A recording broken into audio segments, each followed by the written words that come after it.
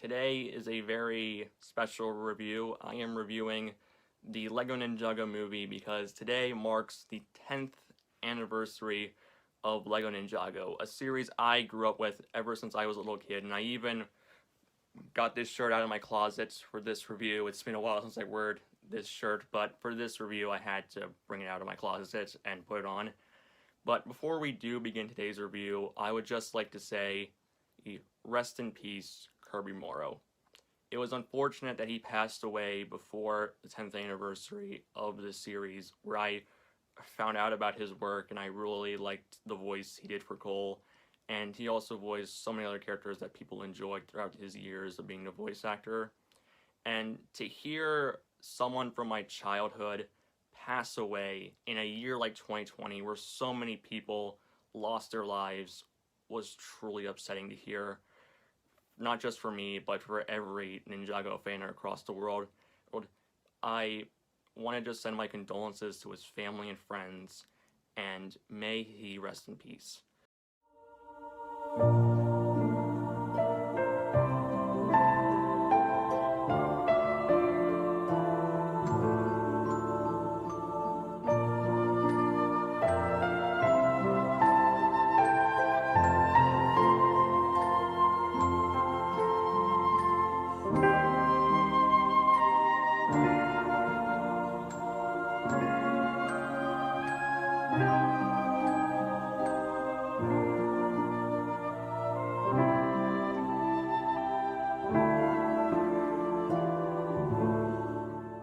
Hello, everyone, and today I am taking a look at the LEGO Ninjago movie to celebrate LEGO Ninjago's 10th anniversary.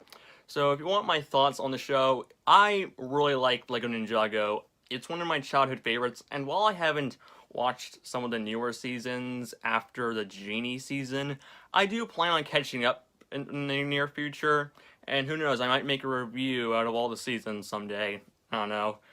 But yeah, when I was younger back in 2017, I was pretty excited for LEGO Ninjago because, for one, I grew up with the show, and I really liked the previous two LEGO movies. In fact, if you want my quick opinions on them, LEGO Movie 1, absolutely adored it. LEGO Batman, also adored it. LEGO Movie 2, loved it. But with this one, I was a bit worried because, for one, it's not based... Because here's the thing. With the original LEGO movie, they had endless possibilities for anything, really. But here, with LEGO Ninjago, they kinda have to work around the fact that it's based solely on the Ninjago property. So that got me a bit worried, and since I couldn't see it because of my age at the time in theaters, I had to settle for this. And yeah, after rewatching it, I do feel like this is kind of a disappointment. But let's talk about the plot first. So the plot of the movie is that, okay, this is in an alternate timeline. This is not canon to the show, so yeah. But basically, in this different version of Ninjago, it's still in the city of Ninjago, which looks like everyday city, but to be fair, in the show, they pretty much became that at this point, where we follow Lloyd Garmadon, the son of Lord Garmadon, who is pretty much made fun of by everyone except for his friends, because, well, he's basically the son of the devil in this show, well, in this movie, so I can't say I blame him for being a bit sad. And while he and his friends are a secret ninja force trying to take down Garmadon, and Garmadon attacks every day, so it basically becomes an everyday thing. Like, seriously, can you imagine someone sitting by the table during coffee hour and being all like, "Oh, honey, Garmadon's attacking the city again." Been there, done that, a million times. That would have been funny to show up in the movie, but still.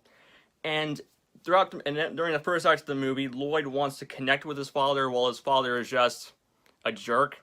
And then that causes Lloyd to unleash the ultimate weapon, which is just a cat.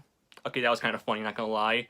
But because of that, it rampages all over Ninjago, and Lloyd and the rest have to find the ultimate weapon in order to stop the cat. And also, in the second act of the movie, Garmadon joins them, and him and Lloyd start to bond a little bit.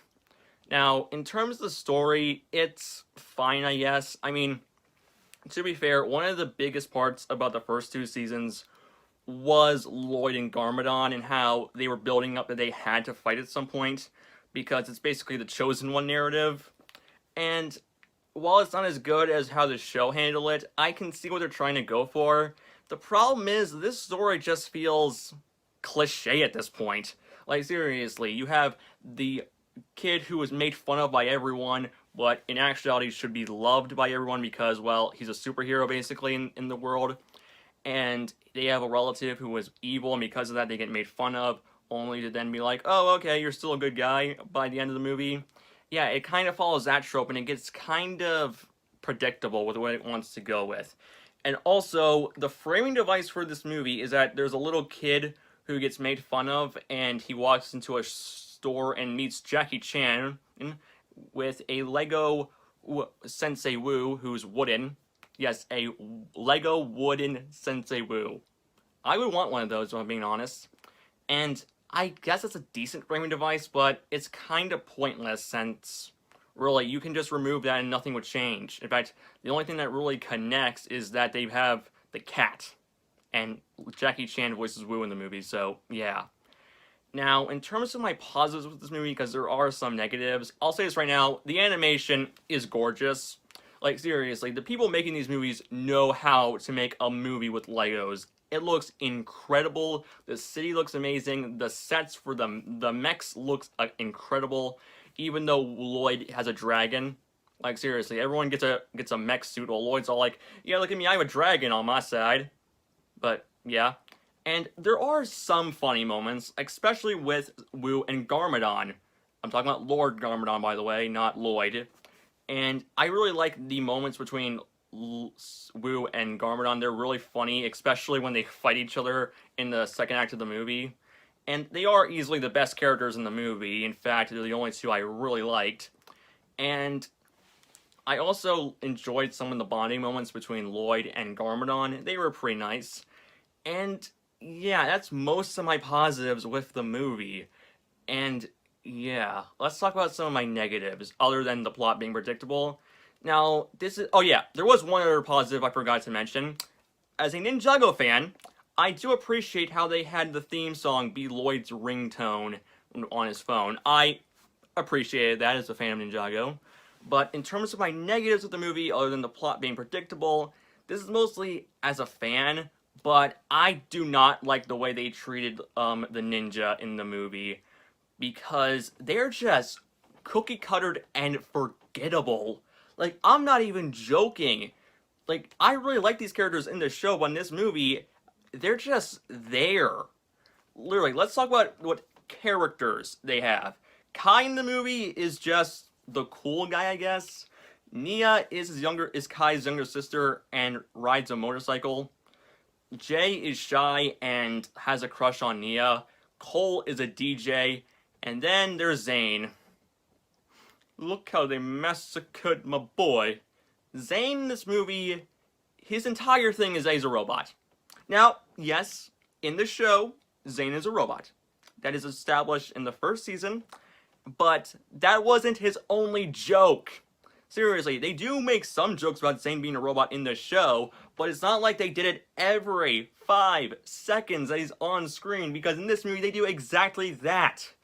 And it's just... now, at first it was kind of funny, where he did like a censored swear about his mom, but after that, it just gets so annoying how they're all like, oh yeah, we gotta point out the fact that he's a robot every 5 seconds, and it gets annoying. And this really bothers me as a fan of the show, because one of my favorite aspects about like the first season was seeing them grow and unlocking their true potential. That was something I really liked in the show. And here, it looks like they were going to go that route, because Wu says that, oh, you guys aren't full ninja since you rely on your mechs, so you have to learn how to become true ninja. I'm like, okay, that's kind of cool. They want to learn their elements. That's awesome. Too bad it only happens at the last... okay, they don't even get their powers until, like, near the end of the movie, and even then they barely do anything with that. That really bothered me. And also, this is another thing. Now, they did change the voice actors from the show, which really annoys me, seeing how the show was going on at the same time as the movie, and after the movie, the show was still going on, and they decided to redo the designs with the movie designs, and it really annoys me because the voice actors they got to play the ninja are just not that good compared to the original voice actors. Seriously, they just sound like generic. Like they just got a random person off the street, be like, okay, you had to be this guy, with the only thing being that they're a big name celebrity. Like, seriously. And I barely remembered a thing that these characters said other than Zane being a robot. I'm not even joking. And also, let's talk about Lloyd. He's perfectly okay. Too bad his actor sounds a bit bored throughout the movie, and I get that he's supposed to be upset about his relationship with Garmadon, but he just sounds bored a little bit of the movie. And another thing that does bother me as a fan is that I really wish they decided to have Garmadon's henchmen be stuff like, you know, the skeletons from the first season, instead of just getting generic general numbers. You know what I mean? But that's mostly what I can say about this movie, because the movie doesn't really have much to say. Honestly, I think it's just an okay film. I know this does sound like a disappointing review because I'm not going really in detail, but there's not much I can say really. It just feels like a toy commercial, whereas the show, it felt like it wanted to have fun. This movie just feels like a toy commercial compared to the other Lego movies where and Ninjago TV show where they actually felt like, hey, we want to tell a story and we want to have fun. Well, this one, again, just feels like a toy commercial. And that really bothers me as a fan of Ninjago. I know I didn't talk about a huge lot of the problems, but they're just the problems that bugged me as a fan. And yeah, overall, I would say that this movie is perfectly okay. It's about a 6 out of 10, but yeah, that's all I can say about Lego Ninjago the movie. It's easily, out of all the Lego movies, I would not go back to this anytime soon compared to the others. But yeah, I hope that you enjoyed this review, and see you all next time where I finally review Mandalorian Season 2. Dear God, it feels like an entire month since that season went by, and I haven't even reviewed it. Dang it, what am I doing with my life? But anyway, see you guys in the next review. Bye.